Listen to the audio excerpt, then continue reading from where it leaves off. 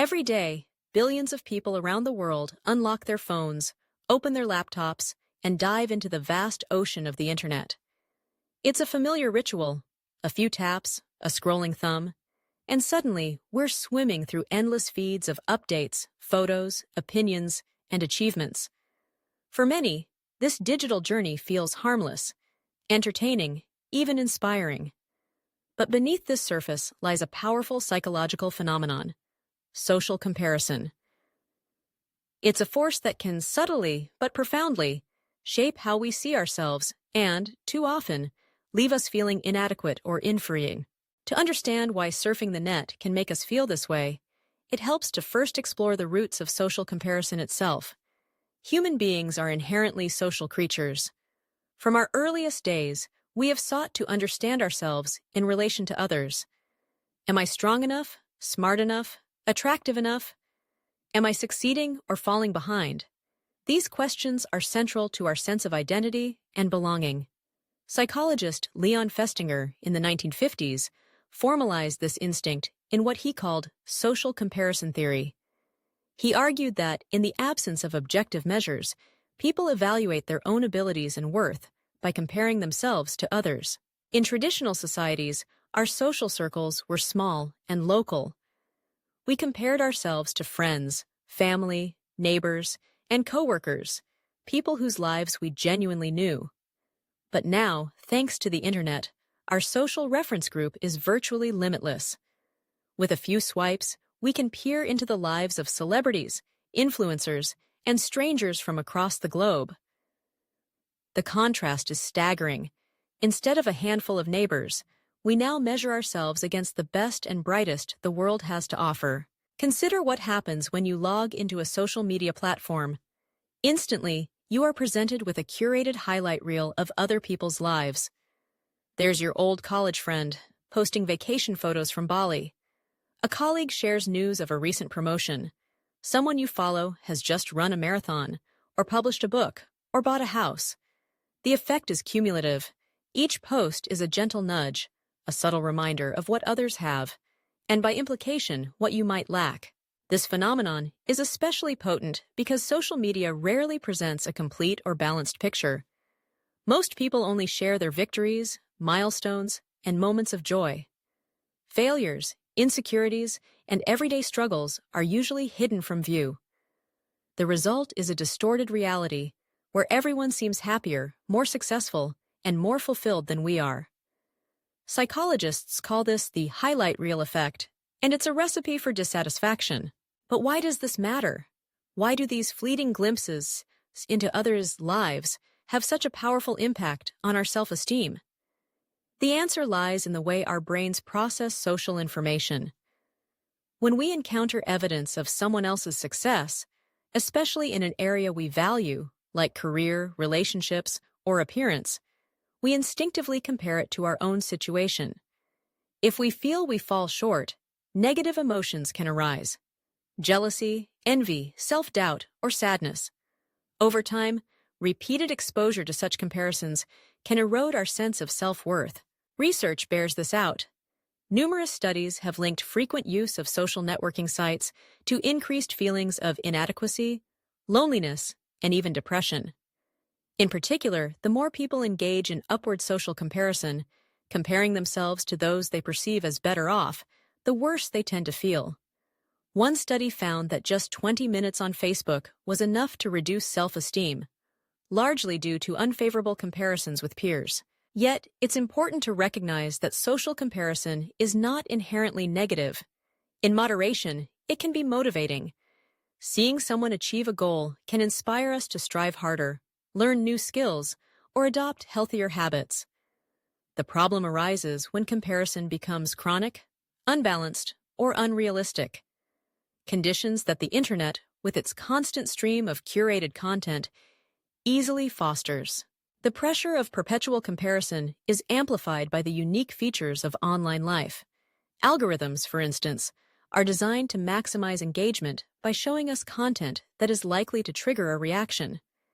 This often means prioritizing posts that are exceptional, controversial, or emotionally charged. The consequence is a skewed picture of reality, where the extraordinary becomes the norm, and our own ordinary lives seem dull by contrast. Moreover, the internet blurs the boundaries between public and private, professional and personal. On platforms like LinkedIn, we see colleagues announcing promotions, awards, and new ventures.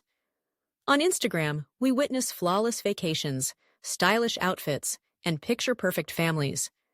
The cumulative effect is a sense that everyone else is doing better, achieving more, and living more fully. This can make our own struggles and imperfections feel magnified and isolating.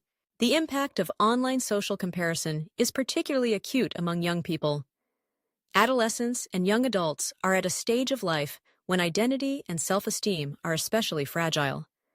For them, the internet is not just a source of information, but a primary arena for social interaction and self-presentation. The pressure to measure up, to look good, gain followers, and receive validation can be intense. Studies have found that heavy social media use among teens is linked to greater anxiety, body dissatisfaction, and depressive symptoms, much of it rooted in social comparison. But adults are not immune. At any age, the internet can exacerbate insecurities and foster a sense of inadequacy. For parents, seeing others post about their children's achievements can stir feelings of guilt or failure. For professionals, the relentless stream of career milestones can incite anxiety about falling behind. For anyone, the constant exposure to curated images of happiness and success can make real life feel lacking by comparison. It's also worth noting that social comparison online is not limited to obvious achievements. Even mundane posts about meals, hobbies, or weekend plans can trigger feelings of inferiority. This is because comparison is not always conscious or rational. Sometimes, simply seeing that others are enjoying themselves when we are not can make us feel left out or dissatisfied. So what can we do about it? How can we navigate the digital world without falling into the trap of constant comparison and self-doubt? The first step is awareness. Recognizing that what we see online is often a carefully edited version of reality can help us maintain perspective. No one's life is as perfect as it appears on social media, and everyone experiences setbacks, struggles, and insecurities that go unshared. Next, it can be helpful to curate our own online environments. This might mean unfollowing accounts that consistently make us feel inadequate, or seeking out content that is authentic, supportive, and uplifting. Engaging with communities that celebrate vulnerability and imperfection can provide a welcome antidote to the perfectionism that pervades much of the internet. Another strategy is to focus on our own values and goals, rather than measuring ourselves against others. What matters most to us? What achievements and experiences bring us genuine satisfaction? By defining success on our own terms, we can reduce the impulse to constantly compare ourselves to others. It's also important to remember that social comparison is a universal human experience. Everyone, at some point, feels inadequate or left behind. Sharing these feelings with trusted friends or family can help to normalize them and foster connection, rather than isolation. Finally, taking breaks from the internet, whether for an hour, a day, or longer, can provide much-needed relief from the pressures of comparison. Time spent offline, engaging in activities that nourish our minds and bodies, can help restore a sense of balance and self-worth. In the end, the internet is a powerful tool, one that can connect, inform, and inspire. But it also has the potential to distort our perceptions and undermine our self-esteem. By understanding the dynamics of social comparison and by approaching our online lives with greater mindfulness and self-compassion, we can harness the benefits of the digital age without falling prey to its pitfalls. The next time you find yourself scrolling through a feed of other people's highlights, remember, you are seeing only a fragment of their stories, just as they see only a fragment of yours. Behind every post is a complex, imperfect, and uniquely valuable human being. Someone who, like you, is navigating the ups and downs of life in a world that is more interconnected and more comparative than ever before. Our challenge, then, is not to eliminate comparison altogether. That would be impossible, but to cultivate a healthier relationship with it. This means learning to appreciate the successes of others without diminishing our own worth. It means recognizing that everyone has their own path, their own struggles, and their own definition of happiness. It's also about shifting our focus from competition to connection. Instead of seeing others as rivals or benchmarks, we can choose to see them as sources of inspiration, learning, and support. By celebrating each other's achievements, we can build a sense of community rather than competition. In this way, the internet need not be a source of inferiority or insecurity. Instead, it can become a platform for authenticity, empathy, and mutual growth. The key is to approach it with awareness, intention, and a healthy dose of self-compassion. So the next time you find yourself feeling inferior after surfing the net, pause and take a deep breath. Remind yourself that everyone experiences doubt and struggle, even if they don't post about it. Remember that your worth is not defined by likes, followers, or comparison to others.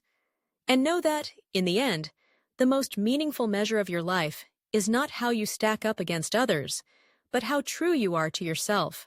Social comparison is as old as humanity itself, but the internet has amplified its reach and impact in ways we are only beginning to understand.